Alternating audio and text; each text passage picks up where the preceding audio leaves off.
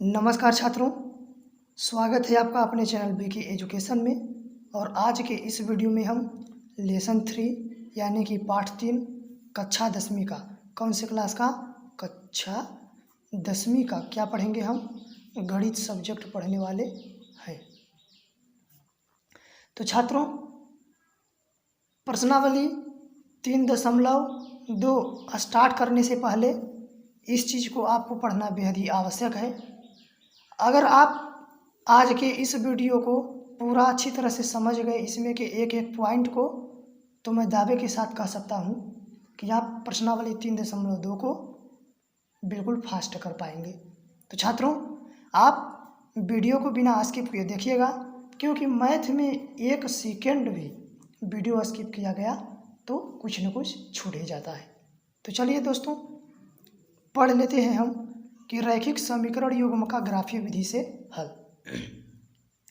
सबसे पहले तो मैंने माना है कि a1 बराबर 1, a2 बराबर 3, a1 बटे a2 बराबर 1/3, यहाँ बटा है, b1 बटे b2 बराबर -2/4, c1 बटे c2 बराबर 0, यानी कि c1 बटे c2 बराबर 0, ये मैंने मान लिया है। सबसे पहले आप देख सकते हैं यहाँ 2 रेखाएं हैं जो कि एक ही बिंदु पर प्रतिच्छेद करती हैं, यानी कि इसे कौन सी रेखा कहेंगे, प्रतिच्छेदी रेखा। मैंने आपको इस लेसन के स्टार्टिंग में ये सारी चीज़ें बता दिया था इस रेखाओं के बारे में। फिर से चलिए रिवीजन कर लिया जाए। तो यदि कोई 2 रेखाएं एक ही बिंदु पर प्रतिच्छेद करती हैं, आप याद कीजिए कि उसी बिंदु को ही हम हल के रूप में मानते हैं। किसके रूप में, हल के रूप में। छात्रों, ये रेखाएं एक दूसरे को काटते हुए जितने ही पॉइंट बनाएंगी, जितने बिंदु बनाएंगी, उतने ही हल होंगे।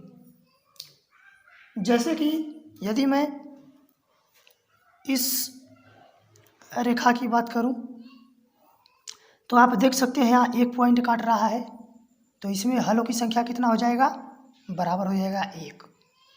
यानी कि यदि प्रतिच्छेदी रेखाएं एक ही बिंदु पर प्रतिच्छेद करें तो जितना बिंदु होता है, बिंदुओं की संख्या 1 है, इसलिए हल भी हमारा 1 होगा।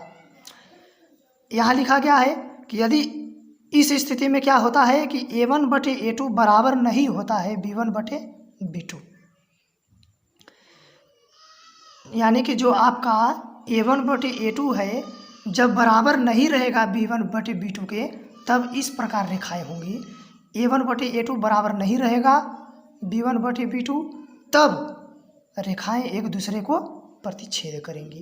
तो यहाँ कौन सा हल हो जाएगा, अद्वितीय हल। अद्वितीय यानी कि कोई दूसरा हल नहीं है, केवल एक के अलावा।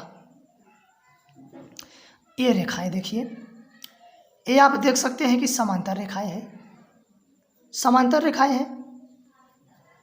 इसके लिए एक सूत्र बनाया गया है, ए वाला, a1 बटे a2 बराबर b1 बटे b2 बराबर नहीं है c1 बटे c2। यदि आपको इस स्थिति को देखने को मिले तो इसका मतलब होता है कि रेखाएं समांतर होंगी। तो छात्रों, यदि a1 बटे a2 बराबर b1 बटे b2 बराबर नहीं है c1 बटे c2, इस तरह का आपको यदि मिले तो रेखाएं समांतर होंगी। तो समांतर होंगी तो आप देख सकते हैं कि एक रेखा यहाँ से स्टार्ट होकर ऐसे जा रही है दोनों तरफ, एक रेखा यहाँ से होकर ऐसे जा रही है दोनों तरफ। क्या इसमें कोई भी प्रतिच्छेद बिंदु है? क्या इस तरह का बिंदु बन रहा है यहाँ? आंसर हो जाएगा नहीं। मैंने कहा था कि जितने बिंदुओं की संख्या होगी उतने ही हल होंगे। यहाँ एक बिंदु था तो एक हल हुआ, यहाँ कोई भी बिंदु नहीं है, समांतर रेखाएं हैं, एक दूसरे को काटती ही नहीं, तो इसलिए हलों की संख्या कितना हो जाएगा, 0, यानी कि कोई हल नहीं, कोई हल नहीं। तो आप देख सकते हैं यदि समांतर रेखाएं रहेंगे तो कोई हल नहीं होगा।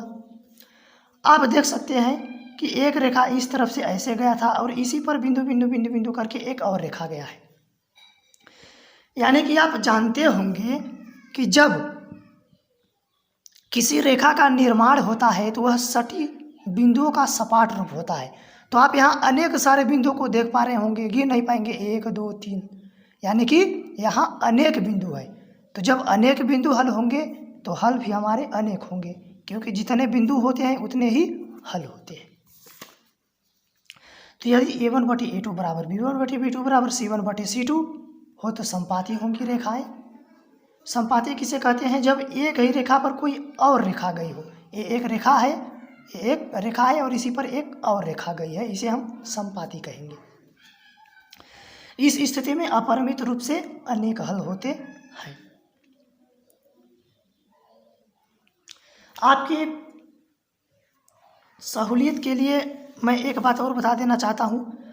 A1/A2 कितना है? 1/3 और B1/B2 कितना है? -2/4। आप देख पा रहे हैं कि क्या 1/3 और -2/4 बराबर है? तो आंसर हो जाएगा नहीं। ये कैसा हो जाएगा आपका? आप देख सकते हैं इस रूप का है। A1/A2 बराबर नहीं है B1/B2, यानी कि इसकी रेखाएं कैसी होंगी? तो प्रतिच्छेदी रेखाएं होंगी। हल कितने होंगे? हल बराबर 1, क्योंकि जब प्रतिच्छेद करेंगे तो एक ही बिंदु पर करेंगे। और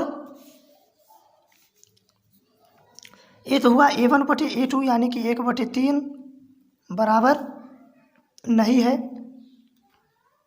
थोड़ी देर के लिए यदि हम मान लें कि A1/A2 बराबर 1/3 है तथा B1/B2 बराबर 1/3 है तथा C1/C2 कितना है? 0, यानी कि बराबर नहीं है C1/C2, यानी कि 0 0। तो आप देख सकते हैं कि इस रूप का है। अगर ऐसा होता है तो रेखाएं समांतर होती है और उसके कोई हल नहीं होती। तो छात्रों,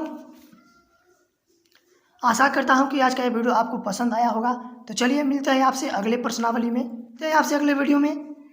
सपोर्ट कीजिए मेरे चैनल को, लाइक कीजिए, सब्सक्राइब कीजिए, शेयर कीजिए, ताकि इस लॉकडाउन में जो बच्चे नहीं पढ़ पा रहे हैं वो भी इस वीडियो का फ़ायदा उठाएं। तो चलिए मिलते हैं आपसे अगले वीडियो में, तब तक के लिए धन्यवाद। जय हिंद।